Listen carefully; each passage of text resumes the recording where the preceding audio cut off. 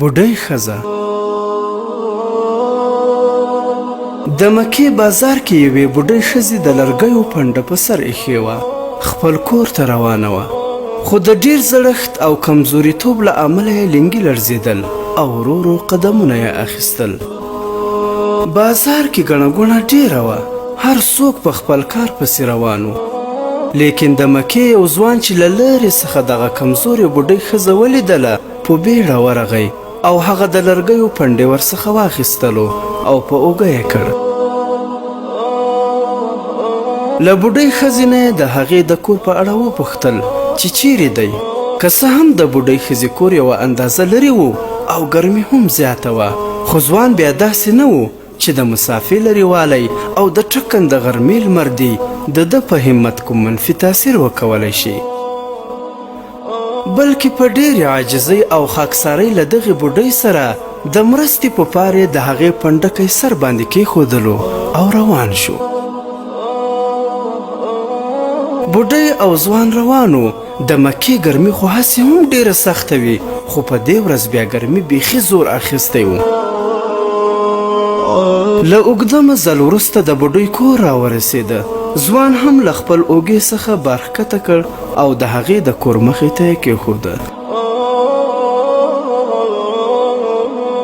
بوډۍ ښځه چې د مرسته کوونکي ځوان له ښو اخلاقو نه متاثره شوه، په ډېره شرمېدلې لهجه یې ورته وویل: ځوانه، له ما سره داسې څه نشته چې ستا اجره درکړم، خو زه به تا ته یو قیمتي نصیحت وکړم، او هغه دا چې کله خپل ښار مکې ته ستون شوې، هلته یو جادوګر دی، نعوذ بالله، محمد یې نوم دی او د پیغمبرۍ دعوه هم کوي. که چیرې ورسره مخ شوې، پام کوه چې خبره یې ونه منې. ځوان په پښتونکې لهجه ورته وویل: ابۍ، ولې یې خبره ونه منم؟ بوډۍ ورته وویل: ځکه چې هغه محمد نامي کس بد اخلاقه دی، نعوذ بالله. ځوان بیا ورته وویل: که چیرې زه په خپله محمد یم، بیا څه وکړم؟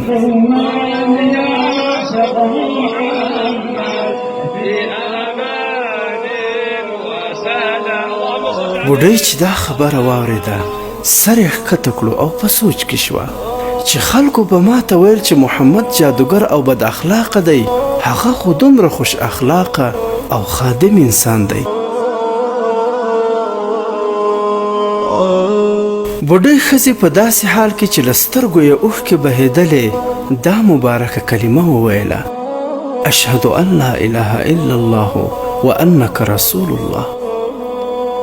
شاهدي ورکوم په دې خبره چې نشته معبود برحق مګر یو الله جل جلاله دی، او دا چې ته محمد صلی الله علیه وسلم د الله را لېږل شوی پیغمبر یې.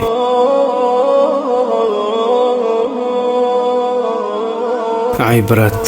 ملګرو، راځئ چې خپل ځانونه په نبوي اخلاقو ښایسته کړو، تر څو کفار زموږ له نیکو اخلاقو متاثر شي او د دښمنۍ پر ځای د اسلام دوستي خپله کړي. الله تعالی دې موږ تاسو ټولو ته محمدي اخلاق را په برخه کړي. آمین.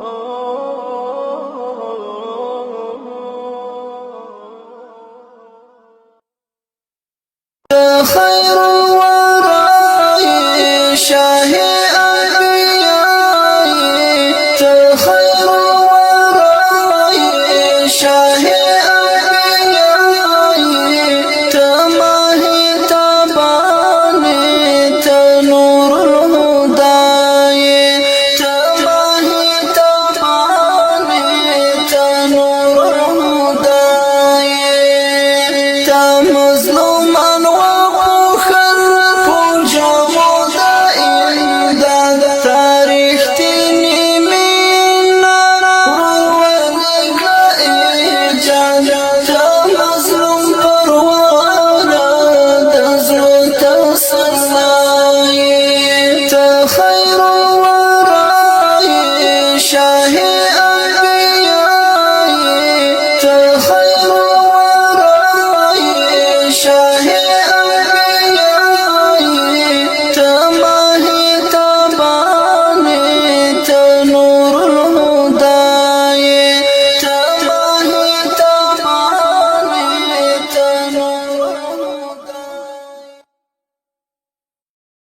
محترمو اوریدونکو، د اسلامي او تاریخي عبرتناک کیسو لپاره زمونږ د فیسبوک پاڼه حکایات مصنوي شریف د ثواب په خاطر در سره لایک او شیر کړئ.